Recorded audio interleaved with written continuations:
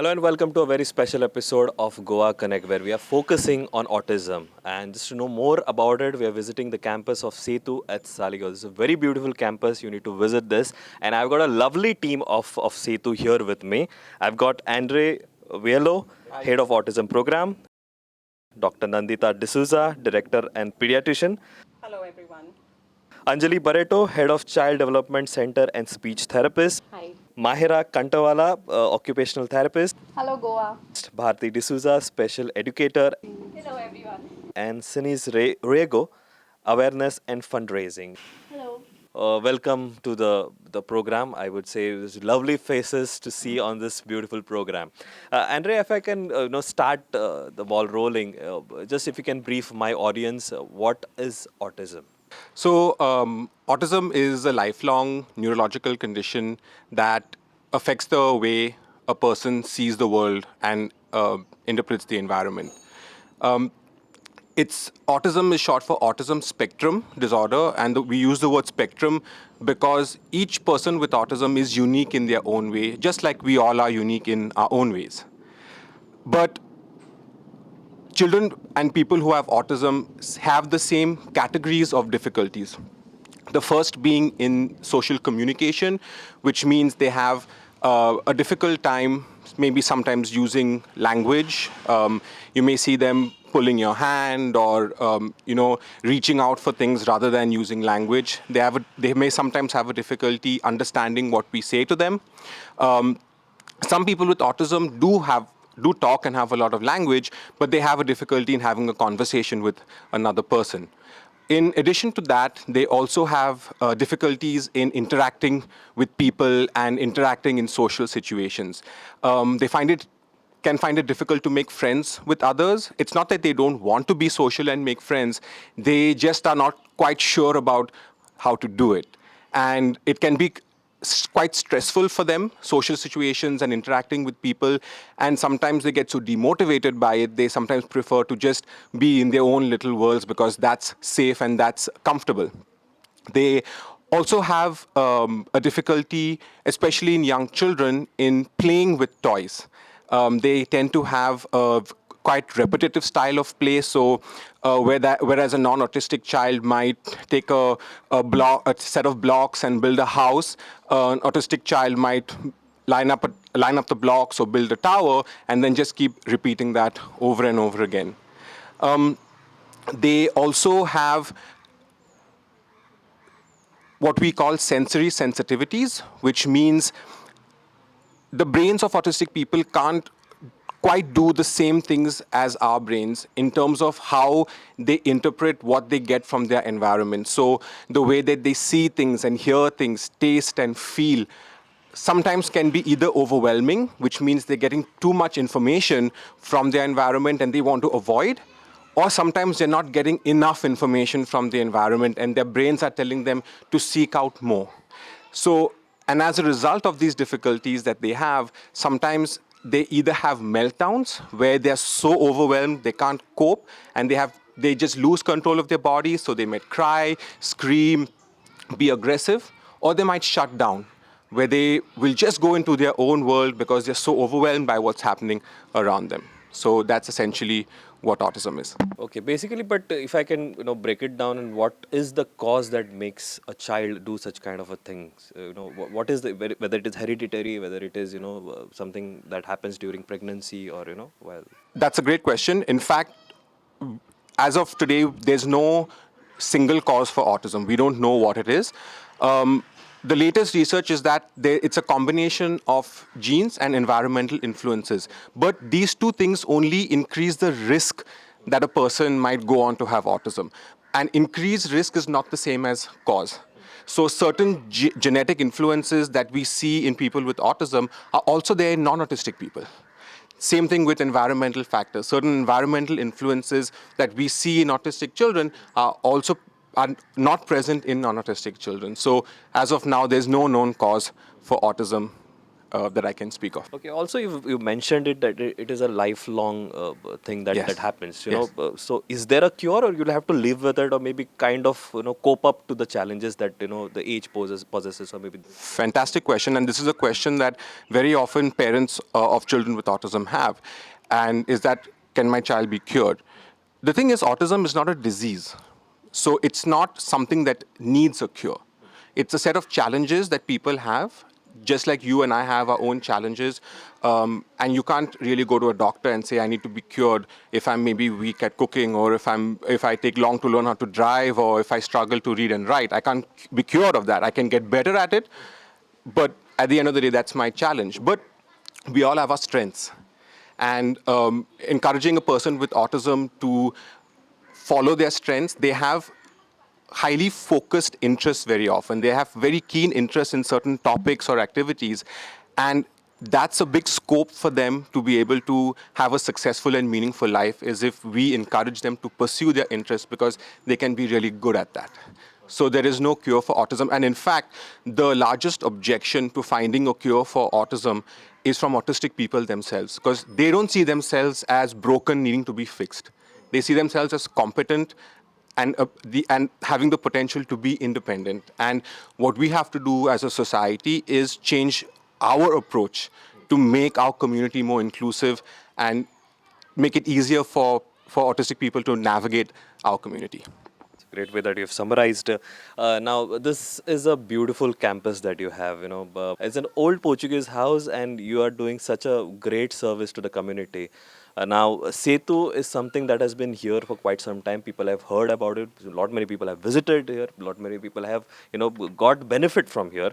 Now, Dr. Nandita, if I can ask you, what is the work that Sethu does for the community? Sethu, as its name means, is bridge. So Sethu is a bridge between children and the rest of their worlds. So that would include children, their families, their teachers, and their communities. And what we strongly believe in, is that, we need a village around every child. So that is Sethu's role, to build strong networks around children that can help them to lead a life which is kind of promotes their full potential. So whether it is the families around them, or when they go to school, they need to have good teachers, good support systems. Once they pass out from school, if they would like to do higher education, their employment, and so on. Our age group is from birth to 19 years, but many of our kids have grown into adults, and we still do help them. And of course, families and teachers are pillars of our bridge.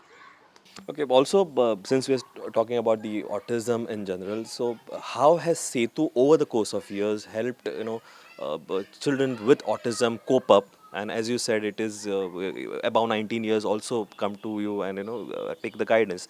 How do you see this journey of yours? Yeah. So as Andre said earlier, autism is a lifelong condition, and it's very important that these children and adults receive support.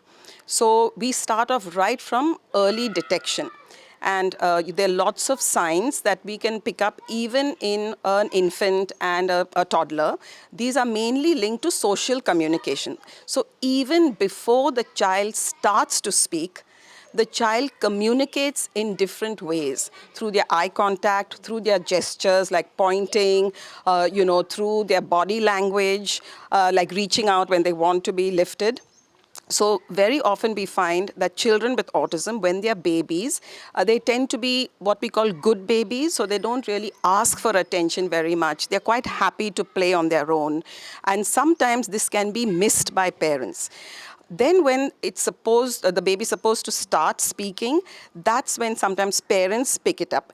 But because children with autism have a very strong strength in learning through visuals, you will find a child who's not communicating for their needs, but who can say ABC or read the numbers on the microwave oven and so on.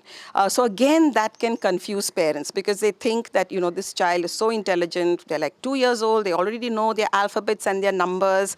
However, when that child is still not having what we call social communication, so interacting with people around them, communicating their needs, responding when someone else wants their attention, not playing with with other children. So these are the early signs that we need to pick up.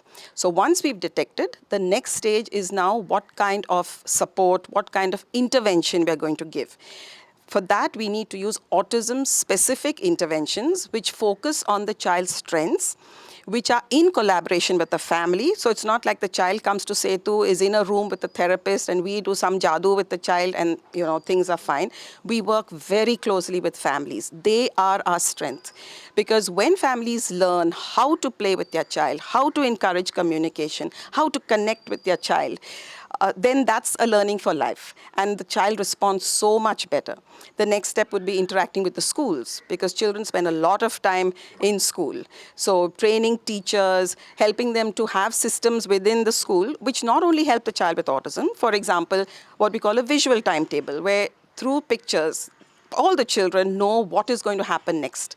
What is the behavior? So you have like a quiet card rather than shouting, keep quiet, and it's much more easy for all the children to understand that. And so on. So as I said earlier, our aim is to form partnerships with the people around the child and help them. And as they've grown, we found that we've reached out to colleges, had sensitization programs for, college professors, and even workplaces, spoken to employees to hire the services of people with autism, and they make great employees because they are not into chit chat. So they will not waste time in the canteen or, at the water focused. cooler. They'll be very focused, very honest. They are very kind of good at what they're good at, super good. And we have so many examples. We have had children who have, gone into the design field, children who are fascinated with, air crash investigations and will tell you like about air crashes, I don't know, ever since planes flew and so on. So it's just a fascinating world. So I would really encourage people, reach out, talk to children with autism, adults with autism, and you will learn so much. Okay, if I can ask one question to Bharti is, you are, a special educator. You work closely with the kids. Just now, Dr. Nandita mentioned that, it is the autism, a child with an autism can go to a regular school because they work with the school management and school teachers also. So, is it something that is a caution that you have to take while they are in school, or, is kind of a special school that you need to go? Because every school might not come up to you and help you with the guidance of the student. Okay, so first of all, for a child to go to a mainstream school or a regular school, as we call it is important for a school to make changes in or to reduce the barriers in the environment. In terms of, we call it 3 Ps, the philosophy, the policy, and the practices. So the philosophy being that it's our attitude towards inclusion that is important, wherein we don't have pity and say, oh, poor thing has autism, maybe let's make him part of our school. But you have an attitude where you welcome all children and realize that each child adds value to your school, because each child or each person is unique and has their own strengths, as doctor was just mentioning. So, and if we have an attitude, a positive attitude towards inclusion, that would translate then in the policies, in our admission policies at school. We would give a fair chance to every child to receive admission in any school, as the right to education also says. And then again, that would translate in the practices, and our practices would mean to have a strong, literacy and numeracy program in our school, which is structured, it is developmentally appropriate, it is taught. The teaching methodologies that we use are multi-sensory strategies like universal design for learning, where the strategy itself is reaching out to all kinds of learners in the classroom. And, in that way, it is then easy for a school to be accepting of all children, irrespective of, a disability or not. So. Yeah, just to continue the question, how has been your interaction with the schools? Have the schools changed over the course of time, or still a lot of things needs to be done in Goa? All right. So what I would say is, because as I mentioned about philosophy, changing attitudes is definitely something that's going to take a lot of time. But we at Sethu have a program called Tarang, where we encourage teachers to be trained, because though we say that teachers have to do certain things in a classroom, teachers don't really receive that kind of training in their training courses. So it's important for teachers to be trained as to how to include children with special needs, or even all kinds of learners in the classroom. And so if you and I are in the same classroom, you might learn differently and I might learn differently. It's not only specific to autism. So it's important for teachers to be trained. And in Sethu, we also provide training through our program Tarang. We provide training to teachers as to how they can use a developmentally appropriate curriculum and how they can use a strategy to reach out to all kinds of learners in the classroom. So that's something as a state needs to be looked into, where teachers have to be given that opportunity to receive trainings, have to be given the opportunity to have separate time for planning, because we can't just say train them and then let them be, they'll do it, because they have to from the school also receive support in terms of receiving time for planning and then implementing that training in the real life classroom. Very true. Again, taking some points from Dr. Nandita is again, family plays a very important role, and this is something that you need to understand. You said that family is the strongest support system of a child, and obviously when you interact with them, you get to know a lot of insights. Anjali, if I can ask you, how involved should the parents and the family members be, especially when the child is at home? Okay, so we at Sethu actually strongly believe that families are experts of their children. They know them the best. And our policy here at Sethu is also focused on family-centered care, which kind of revolves around 4 principles, starting with participation, okay, open and honest information sharing, collaboration, and when we mean participation, we mean involving families not only in the therapy, like Andre said, we focus a lot on training families and parents in the techniques, because as Dr. Nandita said, parents are with their children 24/7. So when a parent is trained, they can apply those strategies that they've learned throughout the day. But we also focus on involving parents in the decision-making process, in terms of trying to understand from a parent, what do they have in mind? What do they want for the future goals of their child? What, in terms of the functioning of the child, what goals do they have? And we try and incorporate those long-term goals into the services we provide here.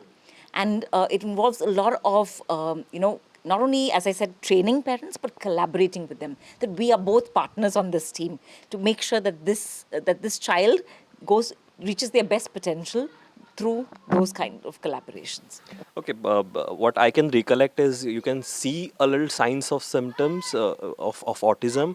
Maybe by the time you reach, say, 2 years time, where the child starts communicating, understanding things. Now, also when it comes to the family, because when you say 2 years, the child is with the family members. What is that ideal time that somebody should go out and seek help or guidance, or should they say like wait and watch for maybe a year's time or 6 months time? Because a lot of things, like for example, classic example is the pandemic that we have seen last year. A lot of kids were at home. Now there is hardly any interaction. The parents were a little dizzy or skeptical about letting their child out. So they were there in that house, confined space. Now, how do you come to a conclusion that you need to go seek some guidance? Thank you for focusing on the present situation, which is the pandemic, because many people and families have this question. Now, babies are born as social beings. We need to interact with other human beings. We don't teach babies this. It's just something very natural. Now, even in a situation where the baby or the child cannot go out, they would interact with the people around them. And it's not like they're being kept by themselves in a room. So very often when, we find that parents are ascribing the lack of communication to the pandemic, we kind of help them to look at this aspect. And many of them have interacted with like older children, their own children or others. And, that social kind of connection is there always. Language many parents have this doubt whether too much screens, because that's another thing. Can screens cause language delay? Can screens cause autism? So it is true, research has shown that when children are a lot of time on the screen, they kind of are, fixed on the screen. And if you compare them to children who've not spent time on the screen, they may have less number of words, but they don't become autistic. Okay, so screens do not cause autism. The second thing is that many children with autism, as I said earlier, love visual stimuli. They love to look at things, whether it's picture books, or they love like drawings, or they love to look at screens. So that is the effect of autism. That if they have autism, they'd much rather respond to a screen than to a human being. It's not that the human being, the parent, because they're busy cooking, or because they have to go to the office, or because like they notice that the child is focusing, they've given the screen while they're feeding the child, they didn't cause the autism in their child. Okay, so I want to put kind of that myth to rest, that screens do not cause autism. However, once we have diagnosed autism, we do tell parents to reduce the amount of screen use, because we want that face-to-face interaction. And for parents to reduce their screen use, because very often we also kind of, immediately pick up a phone and start doing stuff on it. And we miss out at a party very often. We are looking at our phones rather than talking to the person next to us. But that doesn't mean that screen is going to make us autistic. So screens do not cause autism. And, as part of the intervention, we want children to interact with other human beings, especially their family members. Again, I want to toss this question to Mahira. We've been in a difficult time space, forgetting that, a lot of parents are busy. Sometimes they are with their elders, maybe grandparents. Sometimes even the housewife is there. So, you need some time for yourself. The parents are busy, sometimes working. A lot of kids go on the screen time now. How do you again analyze? Because if I'm busy, then the kid is watching a cartoon or maybe learning the nursery rhymes, and again engaging in the screen time. Also, I want to understand is how do you then evaluate? Because earlier when you didn't have these mobiles, you could see those developmental gains that a child would go through. Here is because of my business, or because of the kids love to look at a mobile screen, and you end up concluding that he's running nursery rhymes, he's understanding a new language. How do you evaluate this particular situation? So evaluate in terms of Understanding the child, understanding maybe the psychology of the parent as well as the child. well, so first and foremost, in terms of understanding the psychology of the parent and the child, it is today the life is such that screens are an important part of even it's everywhere, right? What is important is to really spread the awareness, so that parents can really pick up the signs, like doctor mentioned, the early signs of autism. When they see that the child is always occupied on screen, and not wanting to play or interact or initiate any communication with them, or the child is say by 14 months of age, they should be able to point at things or use their gestures to communicate their needs. So if parents see that this is something that my child is not doing, or I see that my child prefers to play alone and does not want to interact with other members in the family, I think that's where the parents should pick up that cue and come and get their child evaluated and diagnosed. So like doctor mentioned, early detection and early intervention can be an absolute game changer in terms of altering the course of a child's developmental trajectory and really facilitating their overall development. And one of the key emphasis or the reason for emphasizing on early intervention is really the concept of neuroplasticity, which means the brain's ability to make new connections.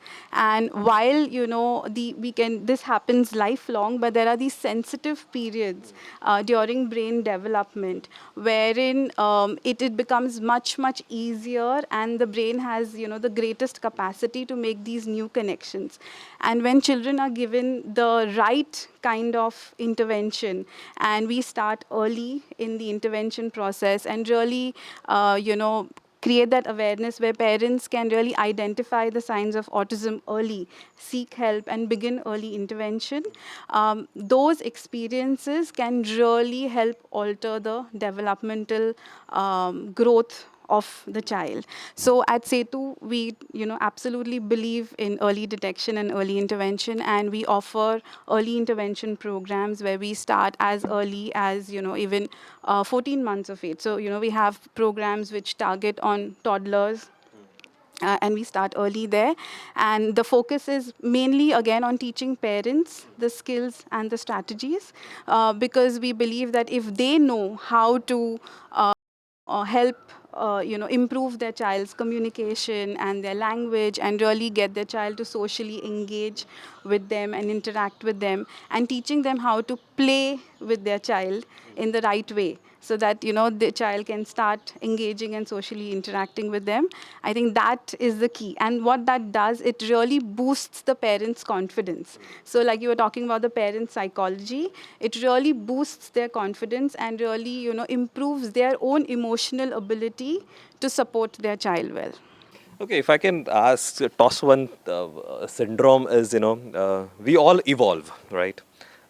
I learned computers when I was maybe in my high secondary days or in college days. Today, kids learn at maybe a very early age.